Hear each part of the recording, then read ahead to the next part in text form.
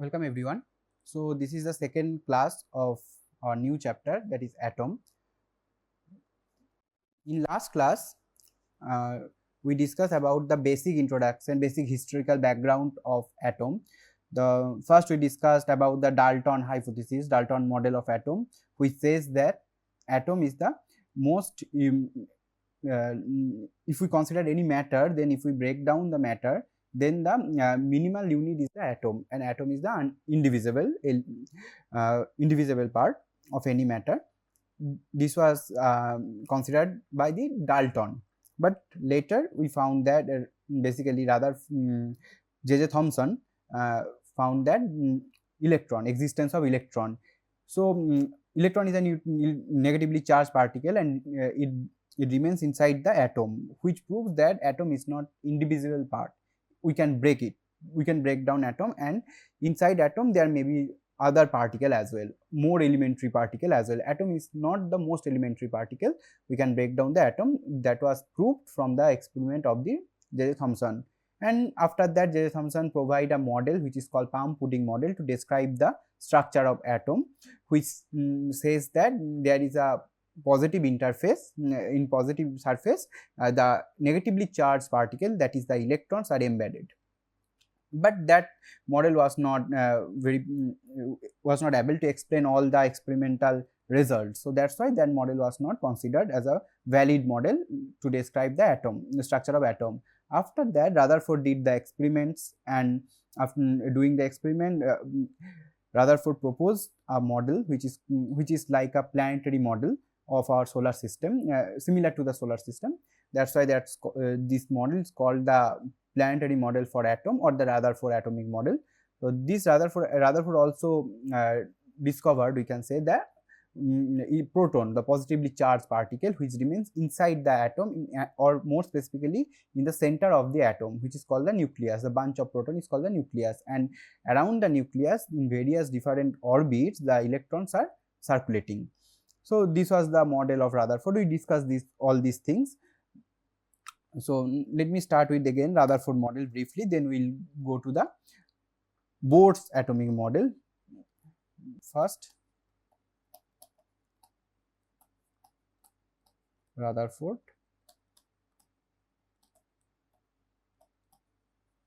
atomic model. So Rutherford atomic model was like this, as I mentioned. In center of any atom there is positively charged nucleus, and around nucleus there are so many circular orbits in which the electrons are rotating around the nucleus. This model is quite similar to the planetary model, as we mentioned, solar system model, you can say, but there are lots of dissimilarities also. That's why we are not directly consider this like similar to the solar system model, but still, due to some kind of similarities, this model is called planetary model of atom. So here the electrons remains, basically these are the electron. So if let's say there are z number of electron in the atom, those electrons are circulating around the nucleus, positively charged species. So we can say that the z number of positively charged particles should also be there. So Rutherford said that inside nucleus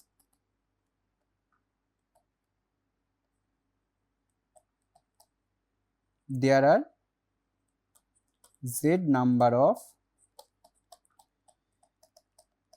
positively charged particles, that is proton. So Rutherford says this nucleus, in this nucleus there are also z number of positively charged particles, that is z number of proton, positively charged particles. So charge of electron and charge of proton is same, we can say, just sign is opposite. Electron is negatively charged and proton is positively charged. So as whole atom is neutral, as I discussed in last class, so overall charge should be cancelled out. That's why the number of proton and the number of electrons are equal. So in nucleus there should be z number of proton as z number of electron is circulating around the nucleus.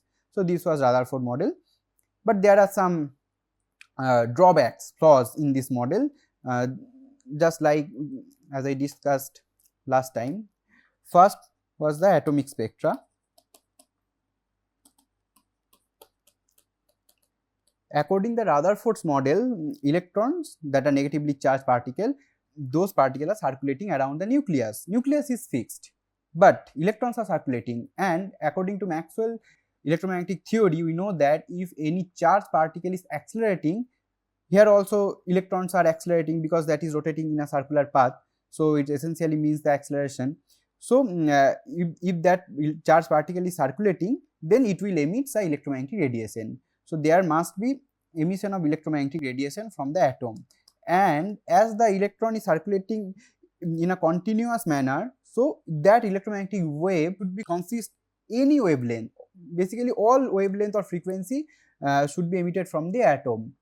Okay, so in that case the spectrum, atomic spectrum, should be continuous spectrum that contains all kind of wavelengths or the frequencies. But in practice, what obtained during the experiment, the atomic spectra is not continuous spectra, it's a line spectra, means it looks like kind of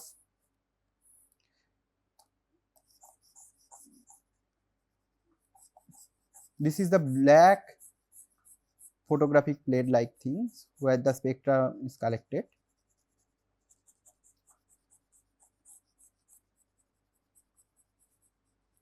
Okay, and some lines obtained here, like let's say this is the here there is some line, here some line, there is some line here, like this. So these are the line spectrum, which means that all frequencies or the wavelengths are not coming out from the atom. If that is the case, that means this Rutherford model can't explain this line spectra. Okay, so this was the one of most important drawbacks. And second one is the that is called instability.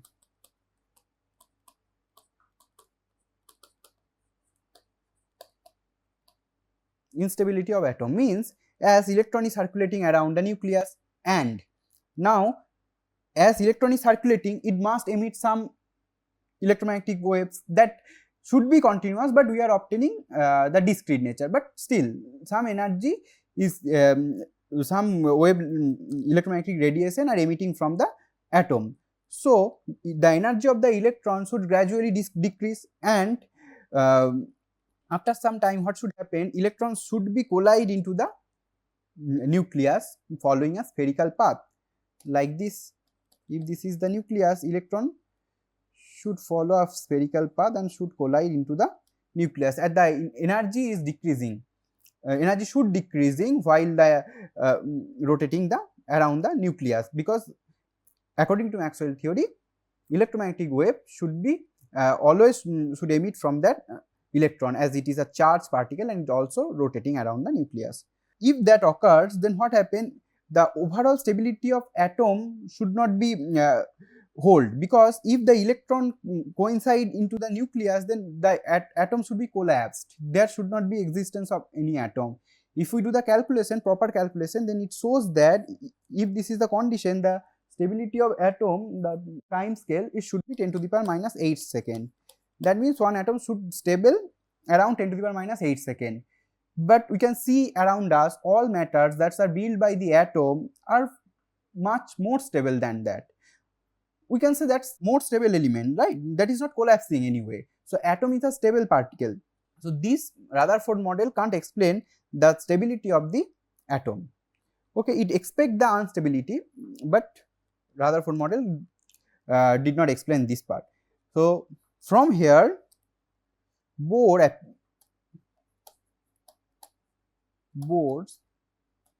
give some justification. We will discuss in detail those part in Bohr's atomic model.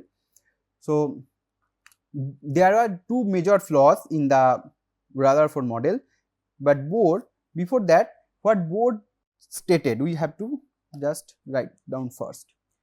Okay, first is positively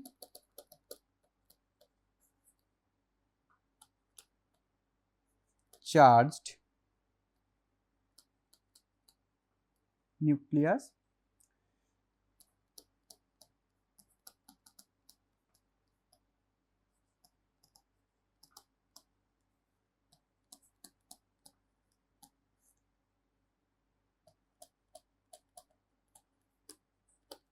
Okay, this Bohr's model is just modification, or we can say the continuation of the Rutherford atomic model. So it does not mean that Rutherford atomic model is totally thrown out. That is not the case. Bohr considered the Rutherford model and he modified the model. So this was also considered in the Rutherford atomic model. Positively charged nucleus occupies a negligible space at the center of atom. This is correct. Okay. So second thing is that the negatively charged electrons revolve around the nucleus.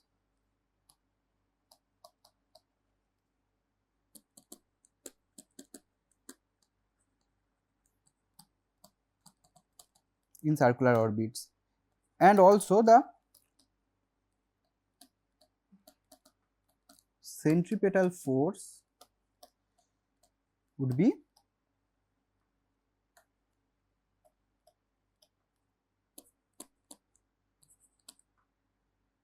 let us say F1 is a centripetal force, that would be mv square by r. Okay. So we know that for a circular motion there are two forces, right? If let us say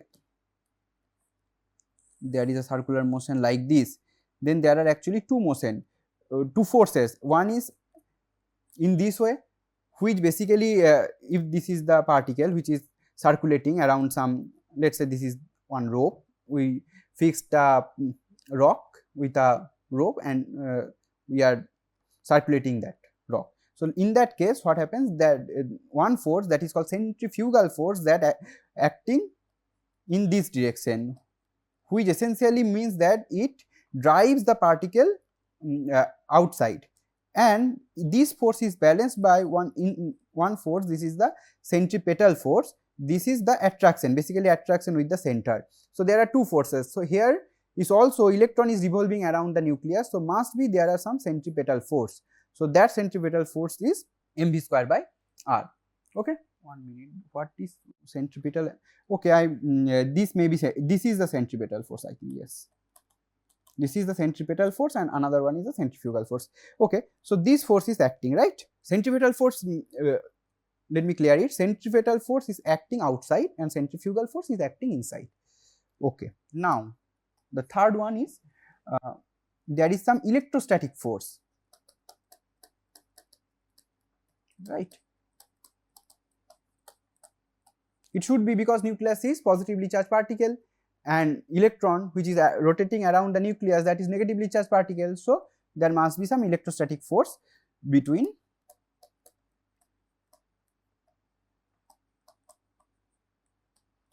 nucleus and electron, right? And if this is the nucleus and around the nucleus electron is rotating, so there is, this is the attractive force. Negatively charged particle will and positively charged particle attracts each other, right? This electrostatic attractive force is basically act as the centrifugal force. Okay, so what will be the expression of this force? Let's say this is F2, then it will be, we know from Coulomb's law, it should be 4 pi epsilon naught q1 q2 by r square, right?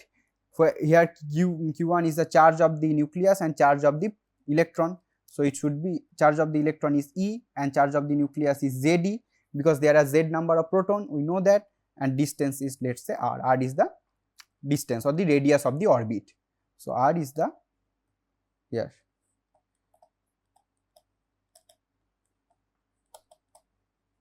radius of the orbit, right? So it is, we can write it like Z square by r,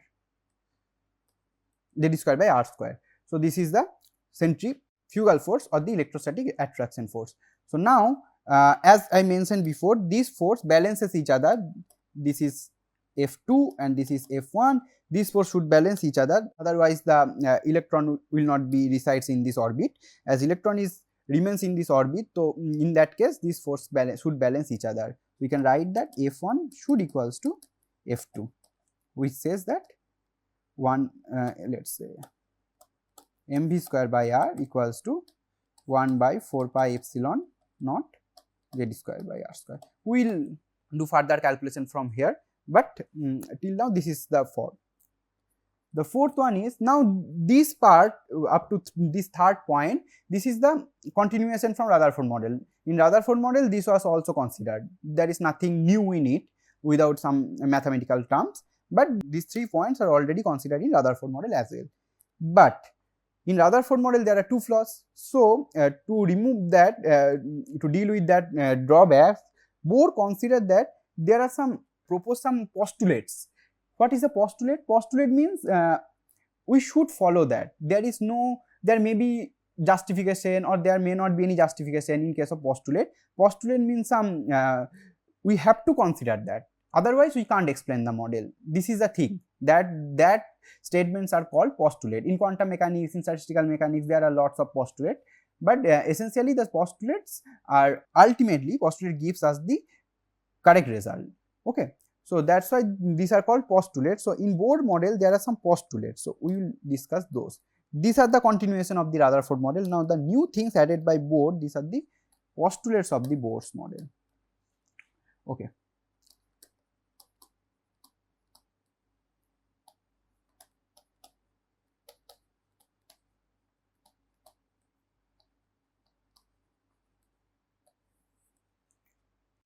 Okay. So, postulate of the Bohr's model, right? There are 2 drawbacks in Rutherford model. First one is the stability of the atom, and second one is our atomic spectra, right? So, these postulates are literally, these postulates of the Bohr model are revolutionary actually. Why we look at it? Because these postulates are not consistent with our known classical mechanics basically, because till this Bohr's model, we can say that this was in early 20th century, after the Planck's model, after the in the Einstein photoelectric effect. This Bohr's model also the contemporary of that period, we can say that.